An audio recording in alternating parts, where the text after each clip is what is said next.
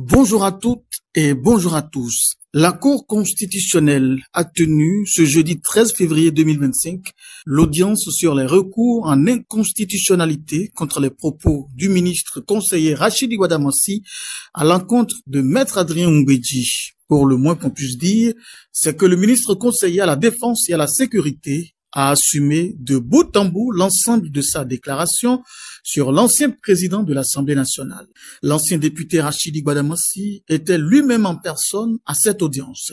Nous avons donc sollicité et obtenu de lui cette interview pour en savoir plus sur le déroulement de cette audience et l'attitude qu'il a eue devant les sages de la Cour constitutionnelle.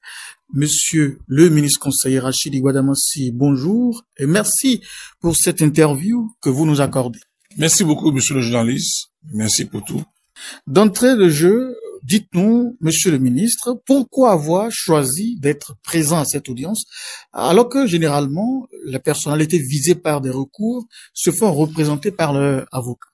Bon, permettez-moi, monsieur le journaliste, avant tout propos, de prendre la communauté internationale et nationale en témoin que j'assume entièrement, pleinement mes propos sur Maître Adrien Mbedji. Et je ne regrette pas, et si c'est à refaire, je ferai pire. Monsieur le journaliste, vous avez demandé pourquoi j'ai décidé d'être à l'audience moi-même. J'ai décidé de me présenter moi-même à cette audience pour deux raisons. D'abord, parce que bien que je sois ministre conseiller auprès du président de la République, je ne suis pas au-dessus de la loi. Je suis un justiciable comme tout autre. La charité bien ordonnée commence par soi-même. Au Bénin, la justice est la même pour tout le monde. Ensuite, chers amis journalistes, j'ai tenu à y être parce que je voulais fixer dans les yeux les requérants et les affronter directement avec mes arguments. Parce que ma conscience ne me reproche absolument rien. Je voulais leur enseigner à la fois le droit, la politique et le courage. Donc ma présence avait aussi une valeur pédagogique. Malheureusement, sur 5 citoyens ayant déposé des recours fantaisistes contre moi, 2 seulement étaient présents. Qui encore des menus frétins, d'innocents, des jeunes hommes manipulés, utilisés comme des prénoms pour déposer des recours, c'est à peine qu'ils savaient de quoi on parlait. Ils me faisaient simplement pitié. J'ai eu particulièrement pitié de la jeune fille qui ne comprenait rien, absolument rien du recours dont elle est pourtant l'auteur, à peine qu'elle savait ce qu'elle faisait à l'audience. Elle était déboussolée, désemparée, dépaysée. En réalité, c'est monsieur Adrien Mbedji lui-même, conscient de la véracité de mes propos à son encontre, qui a fait porter des recours à des âmes innocentes pour faire du dilatoire, du juridisme devant la Cour constitutionnelle, alors qu'il connaît le chemin des juridictions à saisir s'il estime que mes propos, en réplique à sa déclaration politique, sont diffamatoires. J'ai eu du mal pour cette jeunesse clochardisée, inconsciente, chosifiée et humiliée devant la Cour par un homme politique qui pense gagner au soir de sa vie à 83 ans, un combat qu'il a perdu pendant 60 ans de présence sur la scène politique et sur la scène publique. C'est dommage et regrettable. Alors, monsieur le ministre, nous avons appris que vous avez assumé vos propos et d'ailleurs, à l'entame de votre prise de parole, vous l'avez réédité, vous l'avez réaffirmé. Mais qu'est-ce qui vous donne cette témérité, je dirais, toute l'assurance que vous dégagez sur ce sujet? Est-ce parce que vous avez, monsieur le ministre conseiller, la protection du pouvoir en place que vous défendez? Non, pas du tout. J'ai plutôt la protection de la vérité. Cher ami journaliste, celui qui fait de la vérité son allié restera invincible. J'ai toujours fait face courageusement à la justice de mon pays. Dans la vérité, je ne compte sur rien d'autre que la vérité. Et tout ce que j'ai dit sur Maître Adrien Mbedji est de la pure vérité. Je n'ai rien inventé. Vous savez, l'histoire est le récit des événements passés. C'est ce qu'on nous a enseigné à l'école. Monsieur Adrien Mbedji a fait une déclaration politique hostile au gouvernement que je soutiens politiquement. Ma déclaration aussi est politique et vient répliquer à Maître Adrien Mbedji. J'assume entièrement, pleinement et totalement mes propos sur Maître Adrien Mbedji. Je ne regrette pas du tout. Oui, je les assume avec force et conviction. Je les assume à haute et intelligible voix. J'assume l'intégralité de ma déclaration sur M. Adrien Mbedji sans y retirer la moindre virgule. J'ai dit que M. Adrien Oumbeugui est un affabilateur. C'est ce qu'il est, un vrai affabilateur. Selon le dictionnaire Le Robert, un affabilateur est l'auteur d'une affabilation. Ce même dictionnaire définit l'affabilation comme le reçu inventé d'un menteur. C'est ce qu'il est. Je le dis, je le répète, Maître Adrien Oumbeugui est un affabilateur. Par exemple, lorsque la justice de mon pays, la justice qui est rendue au nom du peuple, condamne un citoyen à 20 ans de réclusion criminelle pour complot contre l'autorité de l'État et à cause des intérêts qui le lient à ce citoyen, Pépé Adrien Oumbeugui a l'outrecuidance de dire que ce citoyen est une victime, donc c'est la justice qui est le bourreau. Quelle insinuation! Ce faisant, il invente un récit sur une affaire judiciaire au détriment de la justice, y compris la Cour constitutionnelle qui a abrité des contentieux survenus lors de la phase d'instruction de cette affaire. M. Oumbeugui est un vrai affabilateur. Et le qualifiant, ainsi, c'est l'honneur et l'intégrité de la justice de mon pays que je défends. Lorsque M. Oumbeugui dit que l'affaire de complot contre l'autorité de l'État est la conséquence de l'exclusion politique,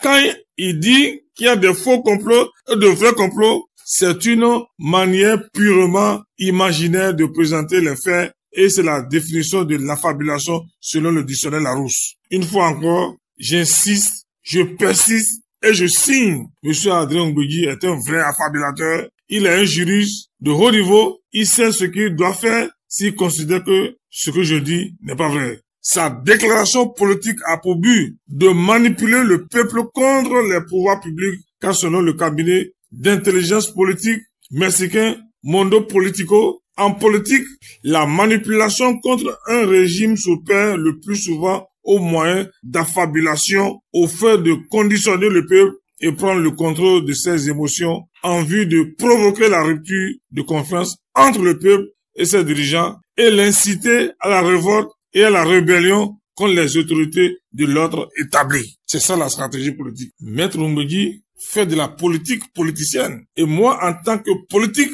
j'ai l'obligation de décoder ses pensées et de les mettre au service du peuple. Je suis dans mon rôle en tant que membre du parti Bloc Républicain. Je suis membre du bureau exécutif du Bloc Républicain. Je suis un baron du Bloc Républicain. En disant que l'affaire de complot contre l'autorité de l'État, déjà connue par la justice, est un faux complot et en présentant cette affaire comme la conséquence de l'exclusion politique, M. Adrien Oumbeugui utilise son influence et sa renommée pour manipuler le peuple et le dresser contre le pouvoir en place. Il est un manipulateur. Je le dis, je le confirme. Je signe, je persiste. C'est un manipulateur. Quand Adrien Oumbeugui dit qu'il y a des exilés politiques, des prisonniers politiques, alors que c'est des prisonniers de droit commun, c'est de la manipulation.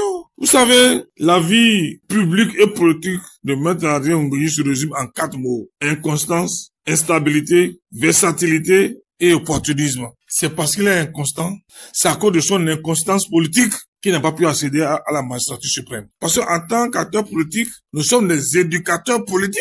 Nous sommes les animateurs de la vie politique. C'est à nous de démontrer que Maître Adrien Oumbeugui n'est pas un exemple à suivre. C'est à nous de conscientiser la jeunesse. Vous savez, en 1998, monsieur le journaliste, Maître Adrien Oumbeugui a démissionné de son poste de premier ministre du gouvernement du général Mathieu Kédougou sans raison valable, si ce n'est que sur la base de faux calculs politiques. En 2011, après avoir été candidat unique de l'Union fait la nation, il fait retirer son fonds de commerce appelé le PRD de l'un. Ça, c'est ce qui s'est passé.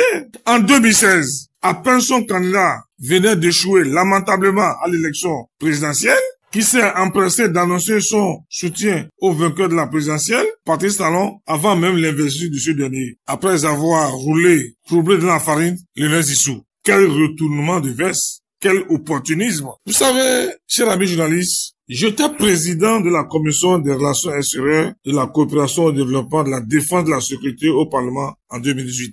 Quand le code du numérique avait été adopté alors qu'il était président de l'Assemblée nationale et qu'il avait donné sa caution. C'est-à-dire, le code de numérique appliqué actuellement a été étudié, introduit et voté sous la présidence de Maître Adrien Oumbeugui. Il qualifie aujourd'hui ce code à cause de ses intérêts égoïstes de loi liberticide. Adrien Oumbeugui est un homme politique sans vision et sans conviction. Il est le prototype même d'homme politique inconstant, instable, versatile et opportuniste. certifié ISO 9001. Il a la palme d'or en la matière. Le comble, cher ami journaliste, c'est son manque de sincérité. Il n'est pas sincère. C'est un homme politique qui dit une chose aujourd'hui et qui est prêt à renier sa conviction politique pour des intérêts égoïstes, pour des intérêts personnels. Il est prêt à vendre le peuple pour des intérêts personnels. Donc, Adrien Ombegui n'a jamais été sincère avec le président Patrice Talon, ni avec aucun homme politique. Il est la concentration de toutes les contre-valeurs en politique. Il n'est pas un exemple pour la jeune génération. Il faut rapidement l'effacer de la mémoire collective. C'est ça la réalité. Ce que je dis, je le dis pas pour l'embêter. J'ai seulement décrit ce que c'est que l'homme Adrien Ombegui. Je connais beaucoup de choses. Moi, je peux vous dire sur quelle base politique Maître Adrien Ombegui a soutenu le général Patrick Kérékou contre Nicéphore Soglo. Mais je ne veux pas revenir là-dessus pour le moment. Je vous remercie. Merci beaucoup, monsieur le ministre, pour cette interview. C'est à moi de vous remercier, cher ami journaliste. À très bientôt.